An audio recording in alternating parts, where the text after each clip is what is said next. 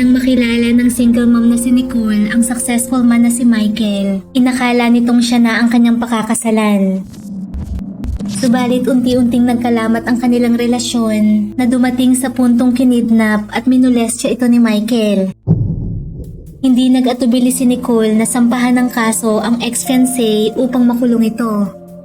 Ngunit ang masaklap, nagawa nitong makapagpiyansa at itinuloy ang kanyang hindi natapos na misyon, ang paslangin si Nicole. Paanong nakalaya si Michael sa bigat ng kaso nito? Binigo nga ba si Nicole ng legal na sistema? Kaya't kunin na ang inyong mainit na kape at simulan na natin ang kwentong krimen ng The Nicole Ledger Murder Case.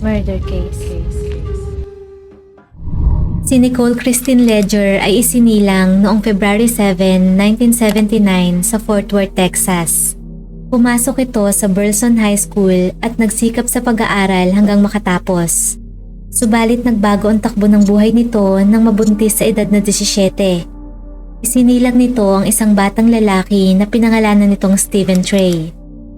Mula noon ay sa kanya nang nag-iisang anak umikot ang mundo ni Nicole. Mag-isa nitong itinaguyod si Trey.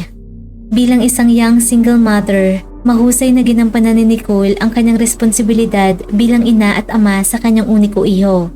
Ibinuhos nito ng buong puso ang pag-aalaga at pagmamahal kay Trey. Sa kabila ng mga pagsubok na pinagdaanan, naging matatag ito upang mabigyan ng magandang kinabukasan ng anak.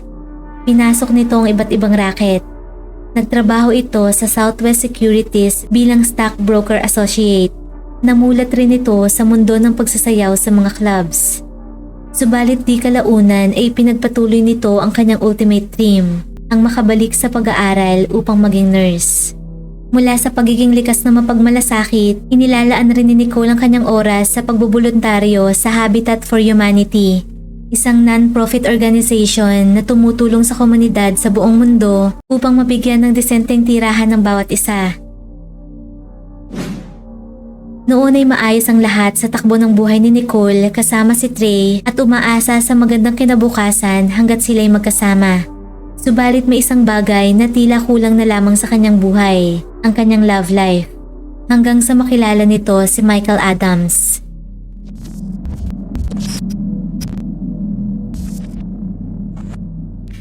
Si Michael ay isang matagumpay na repossession man. Komportable itong namumuhay sa isang malaking bahay sa upscale Dallas suburb sa Frisco. Hindi nagtagal, hindi na naiwasan pang mahulog ang loob ni Nicole kay Michael. Napaka-charming nito at taglay ang mga katangian ng isang responsableng tao na hinahanap ni Nicole sa magiging partner. Sa mga unang buwan ng kanilang relasyon, ibinuhos ni Michael ang buong pagmamahal kay Nicole. Ipinaramdam niya rito kung gaano siya kaimportante at itinuring na kanyang reyna. Parati siya nitong binibigyan ng bulaklak na may kalakip na mga sweet na mensahe. Bagay na kailanman ay hindi pa naranasan ni Nicole sa kanyang buhay. Subalit habang tumatagal ang kanilang relasyon, unti-unting lumabas ang itinatagong personalidad ni Michael. Masyado itong metikuloso sa kanyang mga pagmamayari. Patunay ng obsessive-compulsive disorder nito ay ang mga gamit sa loob ng kanyang bahay. Gaya na lamang ng mga lata ng soda sa kanyang ref na pawang magkakahilera ng maayos ang label. Bawat kagamitan ay nakaposisyon ng maayos sa kani-kanilang nakatalagang lugar at bawal magalaw ang ni isa sa mga ito. Nang alokin nitong lumipat ang mag-inang Nicole at Trey sa kanyang bahay, agad nitong ipinaalam ang kanyang mga rules. Kabilang na ang pagbabawal sa pag-upo sa kanyang mamahaling sofa. Walang sino man ang maaaring gumalaw sa kanyang mga furnitures. Ang loob ng tahanan nito ay mistulang kasali sa mga brochure ng real estate magazine. Bagamat may pagmamalaki ang pagpapahalaga ni Michael sa kanyang mga gamit, pakiramdam ng mag-ina ay tila pagyayabang at pakitang tao na lamang ito. At habang nasasanay na sa perpektong mundo ni Michael ang mag-ina, hindi magtatagal ay madidiskubre ng mga ito ang isang masalimuot na realidad na kanilang pinasok.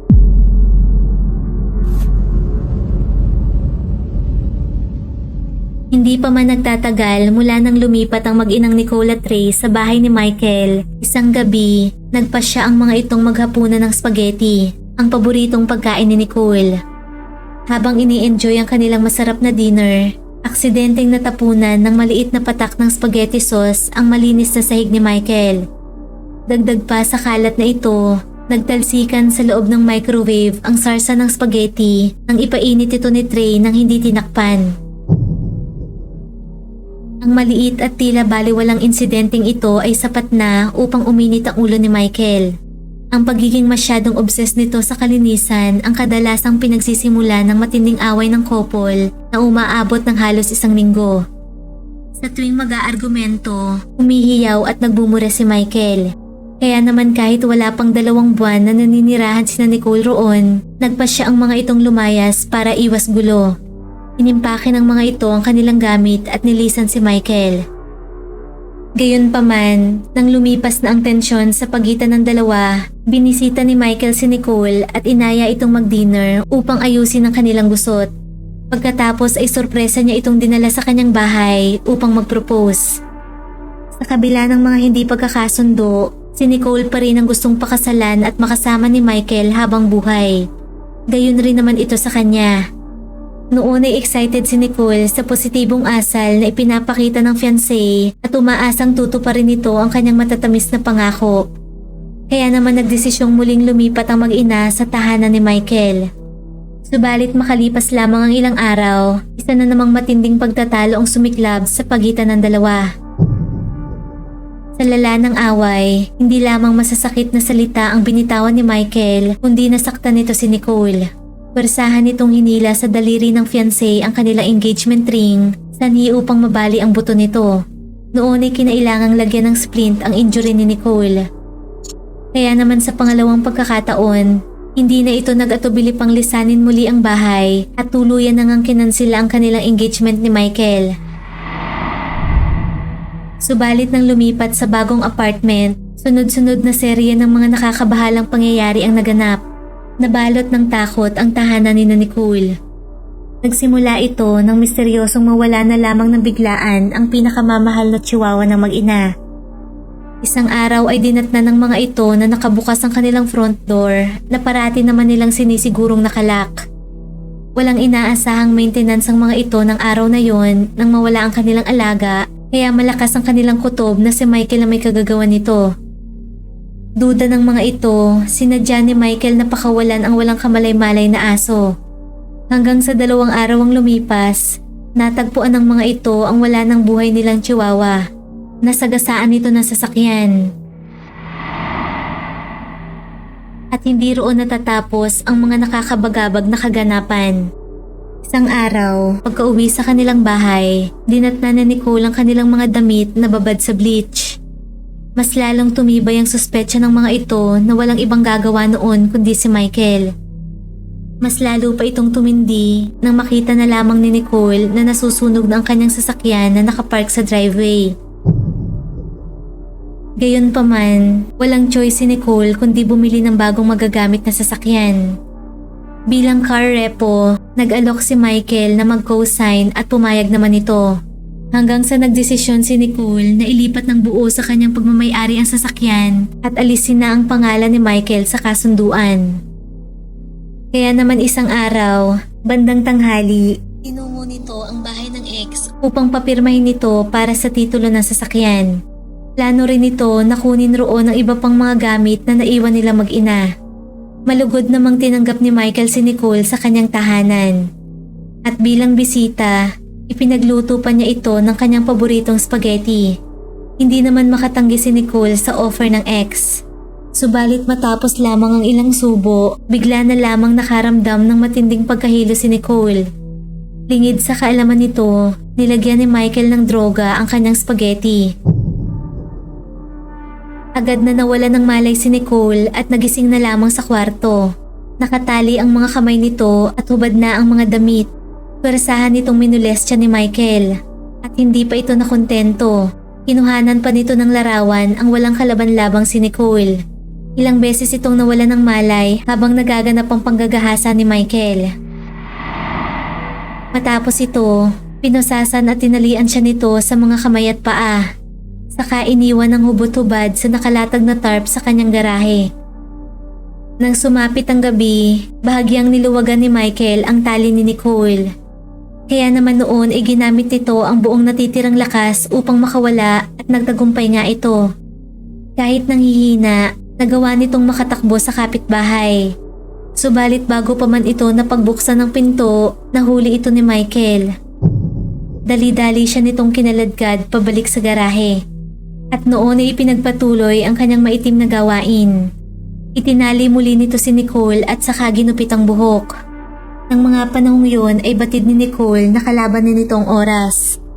Kaya naman naisip nito na gawin ang lahat upang maisalba ang kanyang buhay. Kinumbinsin nito si Michael na ayusin ang kanilang problema at magkabalikan. Sa kabutihang palad, gumana ang taktika niyang ito. Nakauwi ito ng buhay. Mariin itong ipinangako kay Michael na walang makakaalam ng pangyayari at hindi niya ito isusumbong sa mga pulis. Subalit pagpapanggap lamang ito. Pagkalaya, agad na dumiretso si Nicole sa police station. Idinetali nito kay Detective Scott Greer ang kakilakilabot na pinagdaanan sa kamay ng ex-fiancé. Shared a few bites and to get my stuff and the room started spinning. I feel it really hitting me, and then it just starts hitting me even faster and faster. Something in the food.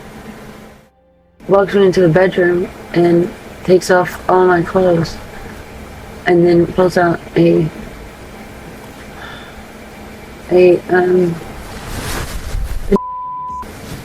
really large, and I'm saying no, but I can't do anything. I can't move my arms or my legs. And he bends me over and puts it in and starts taking a bunch of pictures, and I was out. I was passed out. I mean, I was out. I was out for a long time. Have you ever taken pictures before, or? I was taking, but never not with that. And I mean, we've never played with any toys at all. So what's the next thing that you remember? Waking up being tied, my hands behind my back. Got a ton of duct tape. It's like all the way from here all the way up to here. Just wrapped around me. The next thing I remember, I'm banging on his neighbor's door. He caught up with me and dragged me into his garage. And he cut off all my hair too. My hair's a mess now.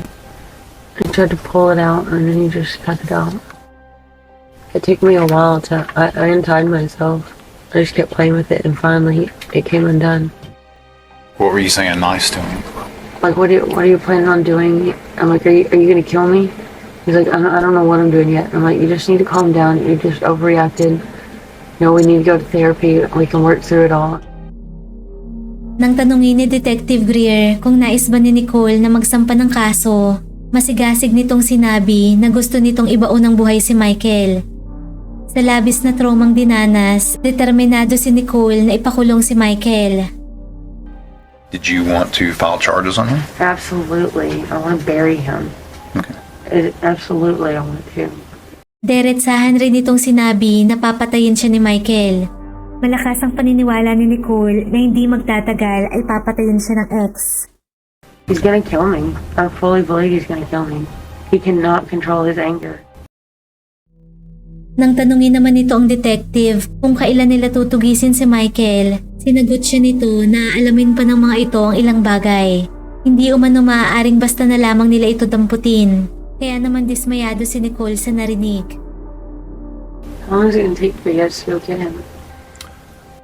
Still got to dig through a few things. Are you serious? But, well, Y'all can't go pick him up right now? We're working on it. He's gonna end up killing me. Samantala, sa bigat ng akusasyon ni Nicole, agarang kumilos ang mga pulis. Nakakuha ang mga ito ng search warrant. Nang siyasatin ng mga ito ang Lexus ni Michael, tumambad sa mga ito ang nakakakilabot na mga items na nabanggit ni Nicole na ginamit sa kanyang torture. Ang sex toy, zip ties at duct tape na nakadikit pa ang mga buhok ni Nicole. Tila inipon ni Michael ang mga bagay na ito upang itapon, subalit naunahan ito ng mga pulis. Lumalabas na hindi lamang sa mga bagay obses si Michael, kundi pati na rin kay Nicole. Katunayan, may tila altar ito ni Nicole sa kanyang kwarto. Isang topless na larawan na may nakatirik na 2 kandila. Agad itong inaresto mula sa mga natagpo ang incriminating evidence. Sinampahan si Michael ng kasong sexual assault at aggravated kidnapping. Subalit nag-plead ito ng not guilty. Kapag napatunayan nagkasala, haharap ito sa habang buhay na pagkakakulong. Subalit sa isang kahindik-hindik na pangyayari, pinayagan itong makapagpiyansa. Noon ay labis ang pangamba ni Nicole para sa kanyang buhay pati na ng kanyang anak nang makalaya ang taong kanyang pinakatatakutan. Dahil sa banta ng kanilang seguridad, ginawa ni Nicole ang isang mahirap na desisyon na lumipat ng tirahan sa isang bayan ng Melissa, Texas, 20 miles ang layo mula sa kanilang dating tirahan. Bilang pag-iingat na hindi matuntun, nagrenta si Nicole ng bahay gamit ang pangalan ng kanyang kaibigan. Ang plano ay magtatago ang mag-inang Nicole at Trey hanggang sa hindi pa sumasapit ang trial ni Michael at hindi pa tuluyang nabibilanggo. Ngunit ang masaklap, sa kabila ng matinding pag-iingat at pagpaplano, natuntun pa rin ni Michael ang lokasyon ng mag-ina. Nang matuklasan ni Michael ang bagong tirahan ng mga ito, agad itong nagpadala ng nakakakilabot na pahiwatig. Iniwan nito sa harap ng pinto ng bahay ang mga bagay na ginamit nito nang halayin si Nicole, ang tarp at ang posas. Higit pa itong nagdulot ng matinding pagkabalisa at takot kay Nicole. Lalo na't nagawa nitong mahanap ang kanilang tinitirhan ng walang kahirap-hirap. Bagay na ipinagtataka ni Nicole. Kahit anong ingat, nasundan pa rin sila nito at patuloy na ginambala. Lingid sa kaalaman ng mga ito, nilagyan ni Michael ng GPS tracker ang sasakyan ni Nicole.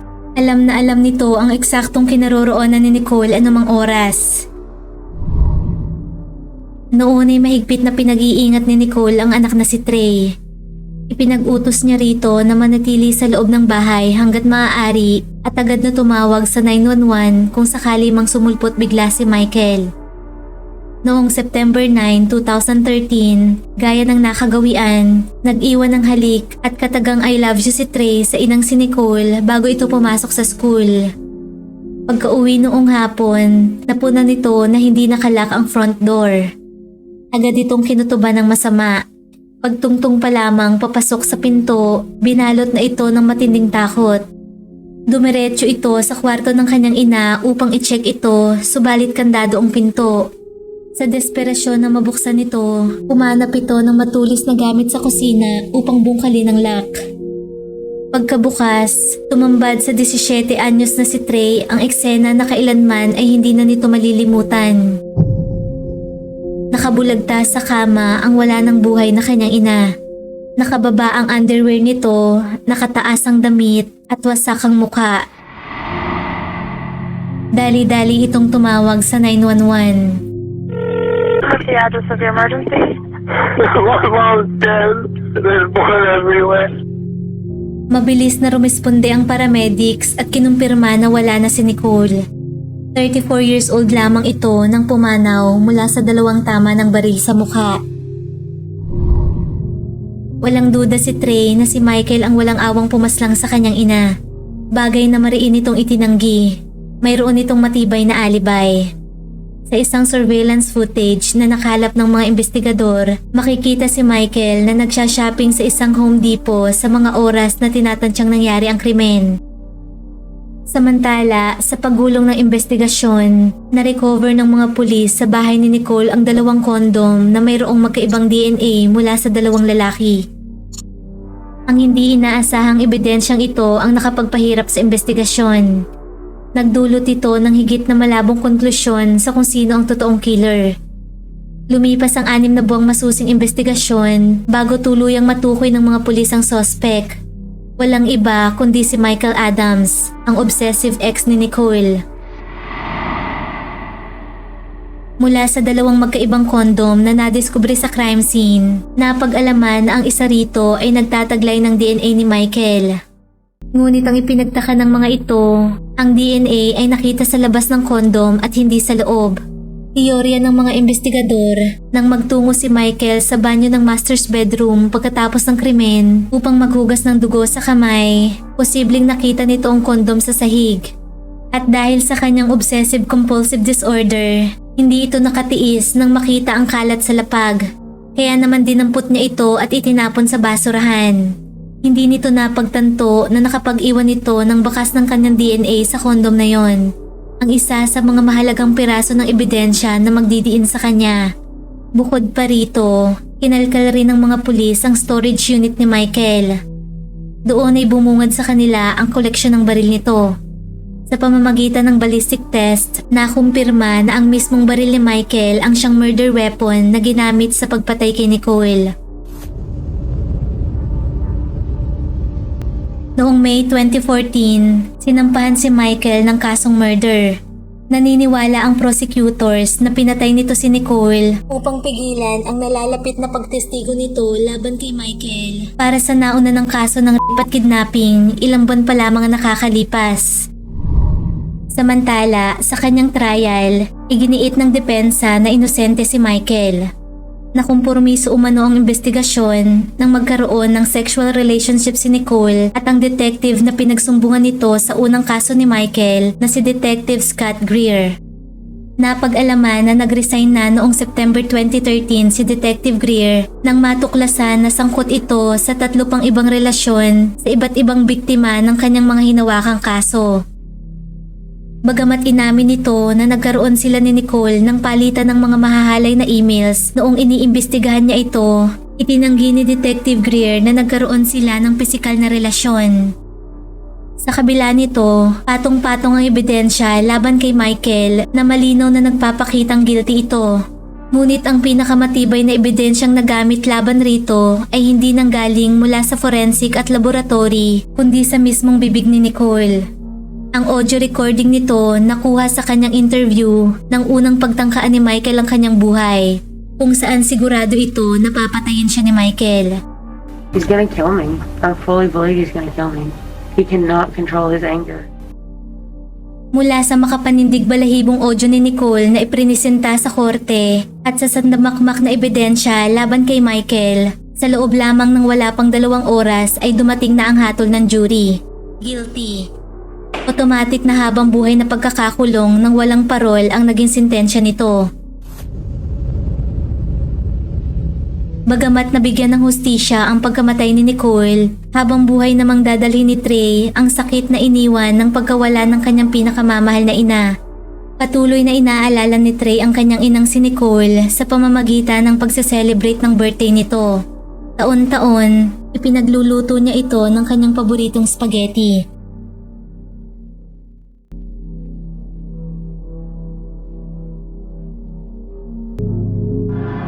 Kung nagustuhan mo ang ating kwentong krimen, huwag kalimutang mag-like, subscribe, at comment sa kung ano ang iyong opinyon tungkol rito. At laging tatandaan, mahalaga ang buhay, huwag kang papatay. Maraming salamat po sa panonood at hanggang sa muli.